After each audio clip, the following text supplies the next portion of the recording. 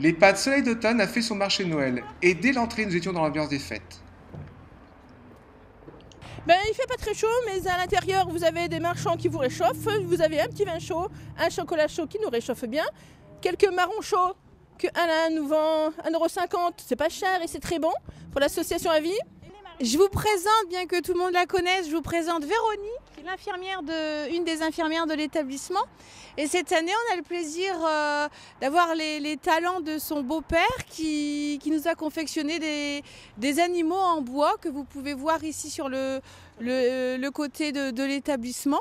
Un grand merci pour ces belles réalisations. On essaiera d'en faire un peu plus pour l'année prochaine, voilà. éventuellement. Donc là, on vient de faire la visite de l'établissement parce qu'on a un nouveau projet pour l'année prochaine et en faire aussi profiter l'unité de vie Alzheimer. Vous étiez accueillis par du vin chaud ou du chocolat chaud ainsi que de très bonnes gaufres. Dès le hall d'entrée, le marché de Noël se déploie. Et nous retrouvons nos deux hôtesses pour une petite explication de ce marché de Noël.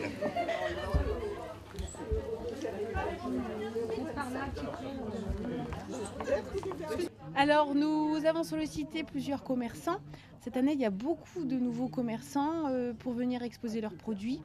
Il y a des ventes de bijoux, de fleurs, de miel, de chapeaux, de sacs, des vêtements pour des jeunes, pour des moins jeunes.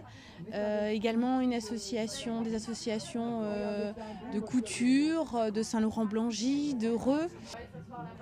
Et puis également la nouveauté cette année, Monsieur Manessier est présent dans un chalet situé à l'entrée de l'établissement pour vendre des marrons et également des stagiaires de l'établissement qui offrent du chocolat et du vin chaud ainsi que des gaufres.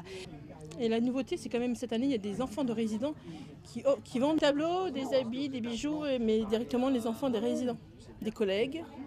Donc une application De tous. Et des résidents, et des familles, et des collègues.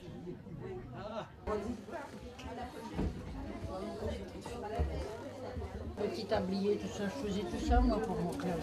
Et d'ailleurs, nous allons vous faire voir Monsieur Terry, qui est non-voyant aujourd'hui et qui, a quelques années en arrière, peignait de magnifiques tableaux.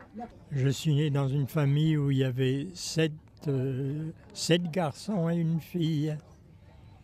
Le papa était fondé de pouvoir à l'huilerie Bernard Brier, une huilerie qui était très connue d'ailleurs. D'où vous est venue cette passion pour peindre ? J'aimais beaucoup le dessiner. Je ne savais pas peindre, je le dessinais avec des crayons. Dès tout petit ? Dès tout petit, si on veut, non. Enfin, oui, si on veut, quoi. À partir d'une dizaine d'années, 10-12 ans, je crayonnais, quoi, comme tous les enfants, si on peut dire. Mais j'ai appris vraiment la peinture pendant la guerre, en 1941. J'ai appris avec le chanoine Douin, chanoine titulaire de la cathédrale d'Arras, qui faisait partie de l'Académie d'Arras et des Rosati. Et c'est après, enfin, une petite bagarre entre copains et qui nous a arrêtés gentiment, quoi. Alors on a discuté et il m'a dit qu'il faisait de la peinture. Alors je suis allé chez lui et c'est de là que c'est parti, en 1941. Et vous avez donné cette passion à votre fille ? Ma fille, il n'y a pas longtemps, il y a 2 ans, alors que ça fait 5 ans que je ne vois plus. Je suis complètement aveugle. Et ça lui est venu comme ça aussi. Et naturellement, je ne lui ai donné que des conseils parce qu'elle me posait des questions au point de vue mélange de couleurs, ce qui est très très important au point de vue peinture.